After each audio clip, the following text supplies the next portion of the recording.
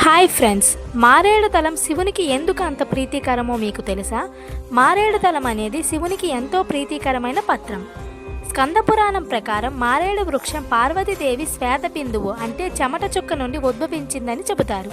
ఈ చెట్టులోని వివిధ భాగాలలో పార్వతీదేవి వివిధ రూపాలలో కొలువై ఉంటుందని భక్తుల నమ్మకం. అందుకే శివునికి ఈ పత్రాలతో పూజ చేయడం అంటే పార్వతీ పరమేశ్వరులను కలిసి పూజించినంత పుణ్యం లభిస్తుంది.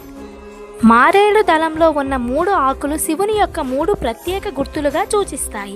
మొదటి ఆకు శివుని యొక్క 3వ కన్నుగా అంటే సూర్య చంద్ర అగ్ని నేత్రాలుగా ప్రతిరూపాలు. రెండవ ఆకు శివుని ఆయుధమైన త్రిశూలానికి సంకేతం. 3వ ఆకు శివుని యొక్క త్రిగుణాలు సత్వ రజ తమో గుణాలను సూచిస్తాయి. అందుకే అంటారు త్రిదళం త్రిగుణాకారం త్రినేత్రం క్షత్రియాయుధం త్రిజన్మ పాప సంహారం ఏకబిల్వం శివార్పణం.